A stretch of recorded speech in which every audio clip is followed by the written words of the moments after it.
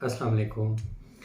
Health fact channel में आज हम बात करेंगे इन्हेलर्स के बारे में। इन्हेलर्स जिन्हें स्प्रे भी कहा जाता है, पंप भी कहा जाता है, या सांस के ज़रिए लेने वाली दवाई, उसको हम इन्हेलर्स कहते हैं। इन्हेलर्स मुख्तलिफ़ किस्म के होते हैं। सबसे पहले बात करते हैं कि इन्हेलर्स तशख़ीस किन के लिए किए जाते हैं। देखें, बहुत सादा सी बात है कि इन्हेलर्स सांस के मरीज़ों के लिए तशख़ीस किए जाते हैं। और हमारे पाकिस्तान में हमारे पास बहुत सारे ऐसे मरीज़ आते हैं कि जब हम उनको इन्हेलर तजवीज़ करते हैं तो उनके उसके बारे में बड़े कंसर्न होते हैं। इसके अलावा लोगों में इन्हेलर्स के बारे में बहुत सारी मिसकंसेप्शंस होती हैं, कुछ गलत मालूमात होती हैं। यानी इन्हेलर्स को लेके उनके बहुत सारे सवालात होते हैं जिनके जो जवाब वो कभी डॉक्टर से लेते हैं और बाज़ औक़ात उनको उसके बारे में कोई मालूमात नहीं होती। तो एक बिल्कुल सादा जवाब, इन्हेलर्स सांस के मरीज़ों के लिए बनाए होते हैं। अच्छा, कुछ मालूमात इस वीडियो में मैं इन्हेलर्स के बारे में आपको दे दूं। और सबसे पहली बात कि इन्हेलर सांस के मरीज़ों के लिए क्यों बनाए जाते हैं। देखें, चूँकि आप सांस की तंगी का शिकार हैं, या आप में से बहुत सारे लोग जिनको सांस की तंगी का मसला होता है, दमे की कैफियत होती है, या सिगरेट नोशी की वजह से दरमियानी उम्र में जाके उनको सांस के मसाइल शुरू हो जाते हैं, या पुराने किसी इन्फेक्शन की वजह से फेफड़े जो है वो डैमेज हुए और उसकी वजह से उनको सांस तंगी की कैफियत रहती है, या लंग्स की किसी भी और बीमारी की वजह से उनको इन्हेलर तजवीज़ किए जाते हैं। तो इन्हेलर्स आपके लिए ख़ास तौर पे सांस के मरीज़ों के लिए बनाए गए हैं। जब हम इन्हेलर्स की बात करते हैं तो आपके लिए एक बात जानना बहुत ज़रूरी है कि इन्हेलर्स और दवाइयों में, गोलियों में क्या फ़र्क होता है। देखिए, इन्हेलर्स और गोलियों में, यानी ऐसी गोलियां जो सांस के लिए लिखी जाती हैं, ये जो सांस की बुनियादी दवाइयां हैं, बुनियादी गोलियां हैं, या बुनियादी टीके हैं, जो दवाई बुनियादी टीकों में होती, गोलियों में होती है, उनमें और इन्हेलर्स में क्या फ़र्क है? कोई फ़र्क नहीं है। जो दवाई इन्हेलर्स में इस्तेमाल की जाती है वही दवाई सांस की इंतहाई बुनियादी दवाई में इस्तेमाल की जाती है। जो सांस को ठीक करने के लिए मुख्तलिफ़ किस्म के टीके लगाए जाते हैं, इंजेक्शंस दिए जाते हैं, या नेबुलाइज करने के लिए जो दवाई इस्तेमाल की जाती है, बिल्कुल 100% वही दवाई इन्हेलर्स में मौजूद होती है। सिर्फ इतना ही फ़र्क नहीं है, और बहुत सारा फ़र्क है। इन्हेलर्स में इन दवाइयों का इस्तेमाल निहायत कम ताकत का किया जाता है। यानी एक ही दवाई जो गोली की सूरत में मौजूद है या टीके की सूरत में मौजूद है, तो इन्हेलर्स में जब वो दवाई दी जाती है, या इन्हेलर्स के अंदर जो दवाई मौजूद है, वो उन गोलियों और टीकों से कई गुना कम ताकत में मौजूद है। इसके पीछे भी एक वजह है कि इतनी कम ताकत क्यों रखी गई। अच्छा, इन्हेलर बनाने के पीछे भी एक वजह है कि जब सांस के मरीज़ों के लिए गोलियां मौजूद हैं, इंजेक्शन मौजूद हैं, तो फिर इन्हेलर ही क्यों? देखें, एक बहुत सादा सी बात है कि आपको मसला सांस का है, तो सबसे बेहतर तरीका दवाई लेने का सांस के ज़रिए है, यानी इन्हेलर्स है। और इन्हेलर्स मतलब साइंसदानों ने इन्हेलर क्यों बनाया?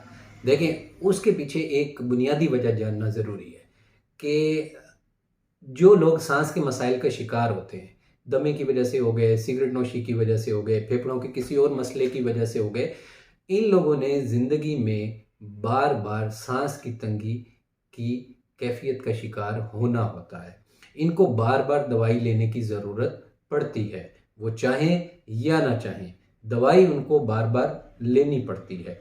तो जब एक बात नोट करें कि जब आप ये बुनियादी बात तय कर लें कि आपको बार बार दवाई लेनी पड़नी है, तो फिर ये बात सोचने की आती है कि बार बार दवाई लेने की वजह से जिस्म पे कोई मुज़र असरात ना हो। तो उन मुज़र असरात से बचने के लिए क्या किया गया कि दवाइयों और टीकों की जगह इन्हेलर बना दिया गया।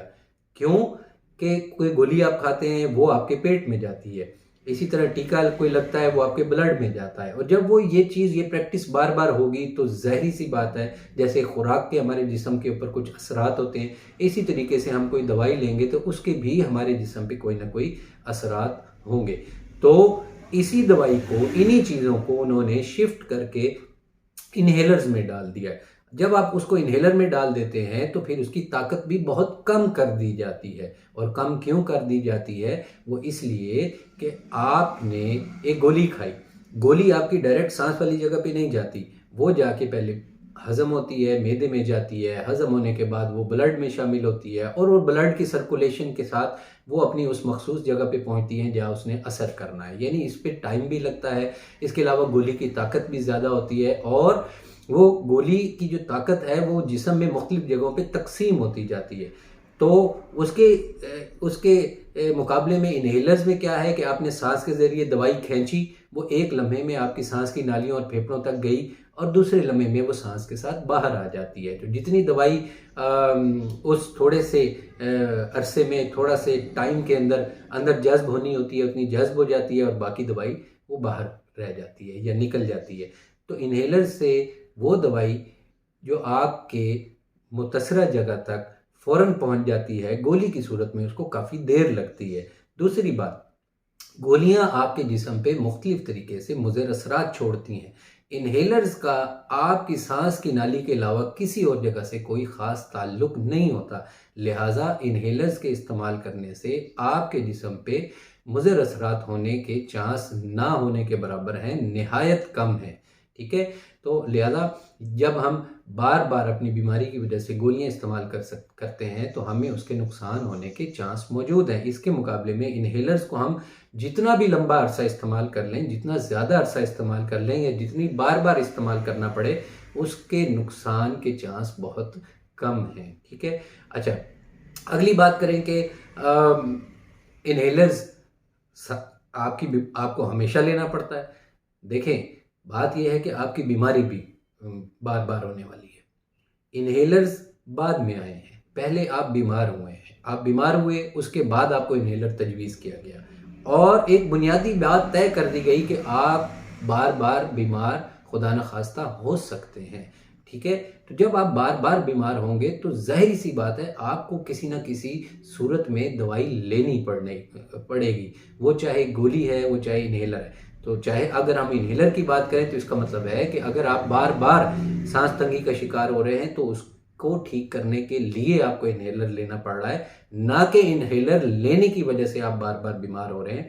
तो बहुत सारे मरीजों के अंदर ये मिसकंसेप्शन होती है, तो इस मिसकंसेप्शन को दूर करें। इन्हेलर आपके लिए बहुत महफूज और बहुत अच्छा तरीका इलाज है।